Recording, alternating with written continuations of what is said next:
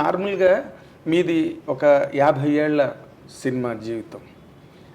మీరు సినిమా ఇండస్ట్రీలోకి ఎంటర్ అయినప్పుడు బేసిక్గా అందరూ అతిరథ మహారథులు ఉన్నారు సినిమా ఇండస్ట్రీ నిండా. రామారావు, నాగేశ్వరరావు, కృష్ణ గారు, సోహన్ బాబు, కృష్ణరాజు గారు. మీ తర్వాత వచ్చిన తరం అనుకోండి చిరంజీవి గారు వాళ్ళు. బట్ మీరు ఎంటర్ అయ్యే టైంకి మాత్రం పులులు సింహాలు ఉన్నాయి పరిశ్రమలో. అసలు అలాంటి పరిశ్రమలో మీరు ఒక లేడి పిల్లగా ప్రయాణించి మీ గట్స్ ఏంటండి? అసలు సినిమా ఇండస్ట్రీలో నిలబడడానికి వచ్చారు. నేను యాక్చువల్గా సినిమా ఇండస్ట్రీలోకి రావాలని రాలేదు. నేను చిన్నప్పటి నుంచి కూడా నేను మంచి బిజినెస్ మ్యాన్ అవ్వాలని కోరుకున్నాను. అందుకేనేమో చదువు ఇంటర్మీడియట్ తాపియాల్సి వచ్చింది. నాకు వంట పట్ల చదువు అంటే చదివేవాడిని, చాలా కష్టపడి చదివేవాడిని. మార్కులు వచ్చాయి కాదు. పరీక్ష రాసే దగ్గరికి బాగా తెలిసింది కూడా మర్చిపోయేవాడిని. ఇది మనకు కుదరదులే అని చెప్పి ఇంటర్మీడియట్ తాపేసేసి. అంటే అప్పుడు మీ ఇంట్లో మీకు ఏ రకమైన వ్యతిరేకత రాలేదండి చదువుకోకుండా వ్యాపారంలో? లేదు లేదు లేదు. అంటే మా ఫాదర్కి నన్ను ఏదో ఇంజనీరింగ్ చేయాలని ఇట్లా ఏవో ఊహలు ఉండేవి. ఆయన అందుకని నేను ఇంటర్మీడియట్ అవగానే సీట్ల కోసం అని ఆయన అరేంజ్ చేసి పెట్టు కూర్చున్నారు. మన ఆలోచన వేరుగా ఉంది కదా, అందుకని దాంట్లో ఇది అవ్వాల. ఫాదర్కి అప్పటికే బిజినెస్ ఉంది. ఆదిలాబాద్ డిస్ట్రిక్ట్లో ఫారెస్ట్ కాంట్రాక్టర్ అయినా. టింబర్ అంతా కూడా ఆక్షన్స్లో పాడి అడవిని ఇంత ఏరియా వేస్తారా, అడవిలో పాడితే దాంట్లో ఉన్న చెట్లు మనకు కావాల్సి మనం కొట్టుకొని తెచ్చుకోవచ్చు అనమాట. అప్పుడు వాల్యుబుల్గా ఉన్నాయి 2-3 రకాల టీక్ మెయిన్, మిగిలిన ఏమైనా ఉన్నా కూడా పెద్ద చెట్లు ఉన్నా అది అంటే మనకి గిట్టుబాటు కావు. దాన్ని కొట్టి దాన్ని అక్కడి నుంచి ట్రాన్స్పోర్ట్ చేసి అది అమ్మితే వచ్చే రేట్ అవి గిట్టదు. అందుకని అవన్నీ వదిలేసేవాడు. ఓన్లీ టేక్కుంటే చేసేవాడు అనమాట.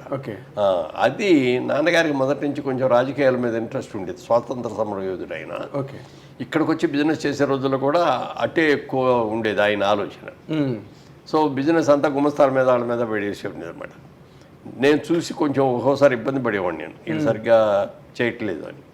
అందుకని సమ్మర్ హాలిడేస్ రాగానే ఇమీడియట్గా నేను ఇక్కడికి వచ్చేసి ఆదిలాబాద్ డిస్ట్రిక్ట్కి వెళ్ళిపోయి సెలవులు అయ్యే వరకు కూడా అక్కడే ఉండి ఫారెస్ట్లో ఉండి వర్క్ చేయించి చాలా స్పీడ్గా చేయించేవాడిని. అదే నాన్నగారి ఫ్రెండ్స్ అందరూ కూడా అడిగారు, ఏమండి మాధవరావు సాబ్ ఏంటిది అంత చిన్న కుర్రాన్ని తీసుకొచ్చి అడవుల్లో తిప్పుతున్నారంటే నేనేం చేయను వద్దానని చెప్పిన వాడు ఇంటర్లేదు, వాడికి ఇంట్రెస్ట్, అందుకే చేయని అన్న. సో ఎప్పుడైతే ఈ ఇంటర్మీడియట్ కూడా ఫెయిల్ అయింది అనుకున్న తర్వాత ఇది మనకి పట్టదులే, వెళ్ళిపోయి నాన్నగారి బిజినెస్లోకి వెళ్ళిపోదామని ఫాదర్ బిజినెస్లోకి వెళ్ళాను. అట్లా ఒక 5-6 సంవత్సరాలు చేశాను ఆ బిజినెస్. చేసిన తర్వాత ఇంట్లో ఆడపిల్లలు పెళ్ళిళ్ళు అయిందారు ఏదైనా కానీ నేను బిజినెస్ ఇండివిజువల్గా చేద్దాం అనుకునే టైంకి డబ్బులు లేవు. వ్యాపారం చేద్దామంటే డబ్బులు లేదు, క్యాపిటల్ లేదు. ఉద్యోగం చేద్దామంటేనేమో డిగ్రీ లేదు. ఏం చేయాలి అనుకున్న టైంలో ఒక మంచి ఆఫర్ ఇచ్చారు మా చిన్నాన్నగారు ఒక ఆయన, గుత్తా మాణిక్యాలరావు గారు అని. ఆయనకి ఏలూరులో కిసాన్ ఇంజనీరింగ్ కంపెనీ అని చాలా పెద్ద షాప్ ఉండేది. Oil engines, electric Motors, tractors ఇవన్నీ కూడా డీల్ చేసేవాడు ఆయన. నేను బెదవాడలో బ్రాంచ్ పెడదాం అనుకుంటున్నాను రా, నువ్వు వర్కింగ్ పార్ట్నర్గా చేస్తావా అన్నాడు. తప్పకుండా చేస్తానండి అన్న. నెలకు 100 రూపాయలు జీతం ఇస్తాను, 15 పైసలు లాభాల్లో వాటా ఇస్తాను అన్నాడు. ఆయన దాంట్లో ఇంకో పార్ట్నర్ కూడా అయ్యన్న గారని, వాళ్ళిద్దరూ ఉన్నారు. నన్ను వర్కింగ్ పార్ట్నర్గా చేసుకున్నాను. వెంటనే నేను ఓకే అన్నాను, జాయిన్ అయిపోయాను. బాగా కష్టపడి పనిచేశాను. మంచి ప్రాఫిట్స్ కూడా కంపెనీకి తీసుకొచ్చాం. ఓ స్టేజ్ అయిన తర్వాత 3 ఏళ్ళు అయిన తర్వాత మా చిన్నాన్నగారు పిలిచి ఒక రోజున అడిగారు, రే నాకు ఇది కూడా చేసుకోవటం నాకు కుదరట్లేదు, ఎవరో అడుగుతున్నారు షేర్ ఇచ్చేయమని. నేను వాళ్ళు ఎవరికైనా ఇచ్చే ముందు నీకు ఆఫర్ ఇవ్వాలి కదా, నీకు ఇస్తున్నాను ఆఫర్, నువ్వు తీసుకుంటావా అన్నాడు. నా దగ్గర డబ్బులు ఉంటే ముందే పెట్టుబడి పెట్టేవాడిని కదా, నా దగ్గర డబ్బులు లేవు కదా అన్న. అంతా అది ఆలోచించుకో, మరి 1 వారం రోజులు టైం ఇస్తాను, నువ్వు ఏదైనా తీసుకోగలిగి ఫైనాన్స్ చేసుకోగలిగితే వచ్చాడు, నువ్వు కాదంటే మాత్రం వేరే వాళ్ళకి ఇచ్చేస్తాను అన్నాడు.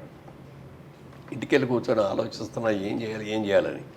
మావిడి కనిపెట్టి మ్యారేజ్ అయిపోయింది.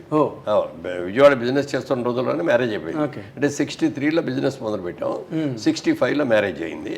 ఇది 67 ఆ టైంలో. ఇది ఆయన అడిగినప్పటికీ ఏంటి ఆలోచన అంటే ఏం లేదు అన్న కానీ కనిపెట్టేసింది. ఏదో సంథింగ్ అని. చెప్పండి ఏముంది అని అంటే, ఇట్లా చిన్నాన్నగారు ఈ ఆఫర్ ఇచ్చారు, మరి నా దగ్గర డబ్బులు లేవు కదా, నేను ఎట్లా తీసుకోవాలి, అందుకని వద్దని చెప్పాను అన్న.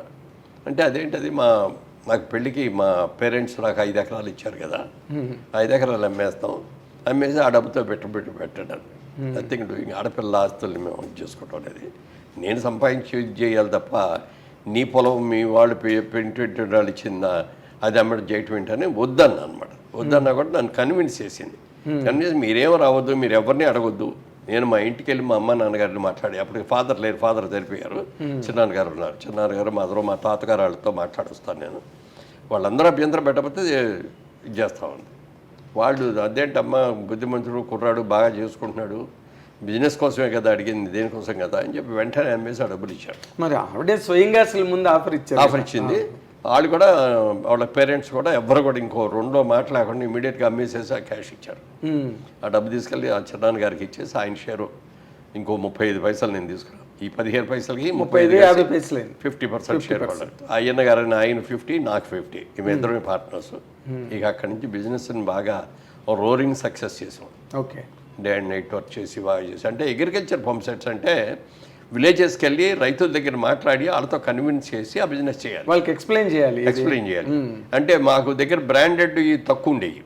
బ్రాండెడ్ అంటే అప్పుడు కిర్లోస్కర్ ఆయిల్ ఇంజన్స్ అనేది పెద్ద బ్రాండ్, దాన్ని ఎవరి దగ్గరికి వెళ్ళకర్లా, నెలకాళ్ళ 5 ఇంజన్లు కోటా ఇచ్చేవారు, అది ఆటోమేటిక్గా ఎక్కడ కూర్చొని అయిపోయేది. ఇంకా అదర్ మోటార్స్కి వచ్చినప్పటికి కొన్ని వాళ్ళు కిర్లోస్కర్ మోటార్స్ అట్లా, కొన్నాళ్ళు క్రాంప్టన్ మోటార్స్ వాడాం. ఇట్లా మాట్లాడిన తర్వాత మనకంటూ ఒక బ్రాండ్ తెచ్చుకోవాలి, ఈ బ్రాండ్ తెచ్చుకుంటే లాభం వస్తాయి కానీ వీటిలో లాభాలు రావట్లేదని కోయంబత్తూరు వెళ్ళి అక్కడ ఒక బ్రాండ్ సెలెక్ట్ చేసాం, ప్రకాష్ ఇంజనీరింగ్ కంపెనీని, పిఎస్సి మోటార్స్. అది తీసుకొని అది ఆంధ్రాలో ఎవరికి కూడా నాకే అని చెప్పి తీసుకొని దాన్ని బిజినెస్ మొదలుపెట్టిన తర్వాత అది ఈ రైతుల దగ్గరికి వెళ్ళి గ్యారంటీ ఇచ్చేవాడు అనమాట. ఇది కొత్త బ్రాండు, బ్రహ్మాండంగా ఉంటుంది, చాలా బాగా చేస్తారు, నేను మీకు ఏదైనా ప్రాబ్లం వస్తే ఇమ్మీడియట్గా ఆ మోటార్ తీసేసుకొని కొత్త మోటార్ ఇచ్చేసి మీ వర్క్ చేసిన తర్వాత మళ్ళీ మారుస్తాను కావాలంటే. ఓకే, గ్యారంటీ ఇచ్చాను. నా మీద ఉన్న కాన్ఫిడెన్స్ కానీ నా మాటలు సిన్సియర్గా చెప్తున్నాడు అని ఒకటి. తర్వాత మా పెదనాన్నగారి అబ్బాయిలు వాళ్ళందరూ కూడా అక్కడే రాయపూడి, ఇప్పుడు అమరావతి ఉన్న దగ్గర రాయపూడి అని ఉంది, రాయపూడి వస్తువులు అనమాట వాళ్ళందరూ మా బాగా క్లోజ్ రిలేషన్. వాళ్ళ రిఫరెన్స్ చెప్పేవాడిని, నేను పలానా సో అండ్ సో అని. మరి వాళ్ళ మీద ఉన్న కాన్ఫిడెన్స్ కానీ నన్ను చూసి కానీ అందరూ కూడా కొత్త మోటార్స్ తీసుకున్నారు, బ్రహ్మాండంగా చేసాం. మార్కెటింగ్ స్ట్రాటజీ నమ్మకం కలిగి మనం చెప్పిన మాటని మనం నిలబెట్టుకోవాలి. అలాగే ఏ రోజున ఎక్కడన్నా ఏదైనా ప్రాబ్లం వచ్చినా ఇమీడియట్గా చేంజ్ చేయించేవాడిని. కంపెనీ వాళ్ళతో మాట్లాడి నాకు స్పేర్ 4 మోటార్లు ఇవ్వండి, ఎక్కడికైనా స్టాండ్ బై కావాలంటే ఇది తీసుకెళ్ళి అక్కడ పెట్టేసి అది రిపేర్ చేయిన తర్వాత లేకపోతే రీప్లేస్ చేసిన తర్వాత మళ్ళీ పెట్టుకుంటామని వాళ్ళు కూడా యాక్సెప్ట్ చేసి ఆ విధంగా చేసుకుంటూ వెళ్ళాం. ఇప్పటికీ ఆ ఏరియాలతో అందరిని పేరు పెట్టి పిలవగలిగినంత ఆత్మీయత అనమాట నాకు, చనువు, పరిచయం, అది బాగా సక్సెస్ అయ్యింది. ఆ సక్సెస్ అవుతున్న ఈ టైంలో ఈ బిజినెస్ పెట్టక ముందు కొద్దిగా నాటకాలు వేసేవాడిని సరదాగా. ఓకే, విజయవాడలోకి వచ్చిన తర్వాత విజయవాడలో నాటకాలు వేసి తమిళ్లో చెవ్ అని చౌరామస్వామి అతను తమిళ్లో వేసేవాడు ఆ నాటకాలు. ఓకే, ఆ నాటకాలని మాకు క్రాంప్టన్స్లో ఒక ఇంజనీర్ గారు ఉండేవారు, సత్యవాణి గారు అని, ఆయన వైఫ్ బాగా తమిళ్ తెలుసును ఇవన్నీ తెలుసు, ఆవిడ ఆ నాటకాలన్నీ ట్రాన్స్లేట్ చేసి ఇచ్చేది మాకు. ఓకే, సో ఆ నాటకాలన్నీ వేసాం. Sambhavam is God dead, Muhammad bin Tughlaq, ఇట్లా వాళ్ళ నాటకాలు. మహమ్మద్ బిన్ తుగ్లక్ బాగా పాపులర్. అది తర్వాత సినిమాలు కూడా తీశారు, పొలిటికల్ డ్రామా సినిమా కూడా తీశారు.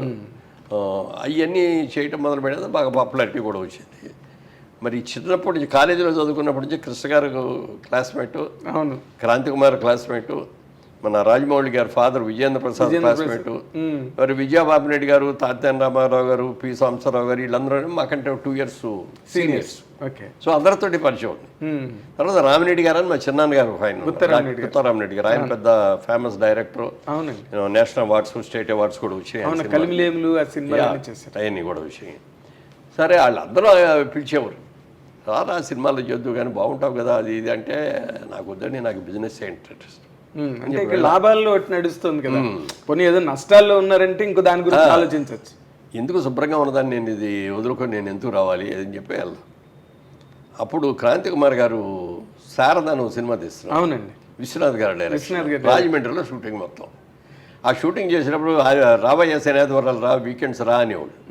ఆదివారం శనివారం కుదరదు నాకు, ఆదివారం వస్తాను, ఆదివారం మాత్రం శనివారం నైట్ వెళ్ళిపోయి వాళ్ళ దగ్గర ఉండి ఆదివారం అంతా షూటింగ్లో ఉండి సోమవారం పొద్దునే మళ్ళీ విజయవాడ వెళ్ళిపోయాడు. ఓకే, అప్పుడు శోభన్ బాబు గారితో పరిచయం బాగా. ఆయన అన్నాడు ఒక రోజున, బాగున్నారు కదా మీరు, ఎందుకు ట్రై చేయరు సినిమాలకి, బాగుంటుందండి మీరు రండి అన్నట్టు. వదిలేండి, నాకు బిజినెస్ సిస్టమ్, బిజినెస్ చేసుకుంటున్నాను, అది బాగా జరిగేప్పుడు దాన్ని వదిలి మళ్ళీ ఇటు వస్తే అటు ఇటు కాకుండా అటు కోట్ల 2 కాళ్ళు 2 పటాల మీద ఇటు నాకు ఇష్టం లేదు. అదే మీది చాలా స్థిరమైన స్వభావం అండి. దాని గురించి వెళ్ళా. ఇలా ఉన్న టైంలో క్రాంతి కుమార్ గారు ఇలా కదయ్యా నువ్వు నా నెక్స్ట్ పిక్చర్ నువ్వే హీరో అని ఆ ఆఫీస్కి తీసుకెళ్ళి మెడ్రాస్ తీసుకెళ్ళి ఫోటోలు అవి తీశాడు. అనుకోకుండా ఆ ఫోటోలు అట్టూరు పూర్ణచంద్రరావు ఆయన చూసి ఆయన వెంటనే కబురు చేసి మా సినిమాలో జగమేమాయిలో హీరో క్యారెక్టర్ విలన్గానేమో గిరిబాబుని సెలెక్ట్ చేసాం, మీరు మీ ఇద్దరు కలిపి మెయిన్ 2 హీరోస్ సబ్జెక్ట్ లాంటిది, అది నెగిటివ్ క్యారెక్టర్ మీది పాజిటివ్ క్యారెక్టర్ అన్నాడు. అన్నీ వెంటనే ఇక అసలు ఇమ్మీడియట్గా అసలు ఆఫర్ అయితే ఎప్పుడు ఇచ్చి రావాలండి, టైం ఆన్ అయిపోయింది అంతే అన్న. టైం ఎప్పుడో ఉండటం కాదు, రేపు నుంచే షూటింగ్ కమాన్ అన్నారు. ఎక్కడో కర్ణాటకలో కూర్గు డిస్ట్రిక్ట్లో మెర్కరా అని ఉంది, అక్కడ షూటింగ్ టోటల్ సినిమా. అయితే బాబు నాకు ఒకసారి నేను వెళ్ళి నా బిజినెస్లో ఎన్ని ఉన్నాయి నేను చూసుకోకుండా 1 వీక్ అయిన తర్వాత వస్తాను. ఏమొద్దు 1 డే టైం ఇస్తున్నాం, మీరు వెళ్ళిపోండి వాళ్ళ నైట్, రేపు పని చూసుకోండి, రేపు నైట్ టైం ఎక్కండి, దిగండి. దిగ్గానే స్టేషన్లో కారు ఉంటుంది, ఆ కారు ఎక్కి కర్ణాటక వచ్చాడు. ఓకే, గిరిబాబుకి నాకు ఇద్దరికి అదే చెప్పారు, దానికి వెళ్ళాం చేసాం, అది బాగానే ఆడింది. జగమేమాయి అంటే సినిమాగా అది అంత సంచలన విజయం కాకపోయినా బట్ కొత్త నటినట్లు మీరు సుజాత హీరోయిన్, మీరందరూ ఒక మంచి కాంబినేషన్. సుజాత కదా అమ్మాయి పేరు, సుజాత పాడిందండి, పాడింది సుజాత పాట. నీ మదిలో నేనే పాట అమ్మాయి పాడింది, మన ఆనంద్ భార్య బతుకంత పాట. అదే సరే, ఆ సినిమా సక్సెస్ అయిన తర్వాత ఒక కొద్దిగా గ్యాప్ వచ్చింది, మళ్ళీ నేను విజయవాడ వెళ్ళిపోయి విజయవాడ బిజినెస్ చూసుకునేవాడిని. నెక్స్ట్ సినిమా హనుమాన్ ప్రసాద్ గారు ఇంకా ఒక ఫ్రెండ్, బాగా బిజినెస్లో కూడా బాగా క్లోజ్ ఫ్రెండ్, ఆయన కూడా పార్ట్నర్ అనమాట క్రాంతి కుమార్కి. ఓకే, ఆయన తిరుపతి అనే సినిమా తీశాడు రాజ్బాబుతో, అది దాసనారాయణ డైరెక్షన్. దాంట్లో క్యారెక్టర్ నేను జయసుధా అందులో పేరు. ఆ సినిమా చేసేటప్పుడు దాసరా గారికి నా మీద విపరీతమైన ఇంప్రెషన్ వచ్చేసింది. ఇటు చాలా బాగున్నాడు, సిన్సియర్గా చేస్తున్నాడు, ఎఫర్ట్ బాగుంది, టైమింగ్ బాగుంది అని చెప్పి అప్పుడు అన్నాడు అనమాట ఆయన, మురళి నిన్ను పెద్ద హీరోని చేస్తాను నేను. మీ ఒరిజినల్ పేరు రాజబాబు, మురళీమోహన్ అంటే జగమేమాయి చేసేటప్పుడు అందులో రాజబాబు గారు కూడా ఒక పెద్ద మంచి క్యారెక్టర్ ఆ సినిమాలో. అవునండి. అప్పుడు పూర్ణచంద్రరావు అన్నారు, మరి ఇద్దరు రాజబాబులు ఎలాగయ్యా, అతనేమో ఎస్టాబ్లిష్డ్ కమెడియన్, నువ్వు వచ్చి హీరోగా వచ్చి హీరో రాజబాబు కమెడియన్ రాజబాబు అంటే బాగుండదు కదా అని, నీ అసలు పేరు ఏంటన్నాడు. మా నాన్నగారు స్వాతంత్ర సమరయోధుడు, అందుకని నా పేరు రాజా రామ్మోహన్ రాయ్ అని పెట్టారండి అన్న. అని ఆ రాజా రామ్మోహన్ రాయ్ పొడిగా అయిపోయిందని రాజబాబు అనుకోవటం అలవాటు అయిపోయిందండి, బుక్స్లో కూడా అదే ఉంది. అప్పుడు ఆయన దీంట్లోంచి రాజా రామ్మోహన్ రాయ్లోంచి మోహన్ తీసి మోహన్ అని పెడదాం అన్నాడు.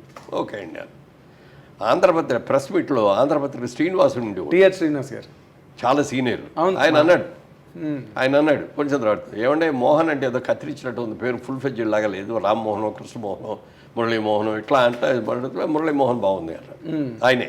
ఓకే, అది మురళీమోహన్ అనేది దాంతో ఆయన పెట్టింది, అప్పుడు వచ్చింది మాట అనమాట. ఓకే.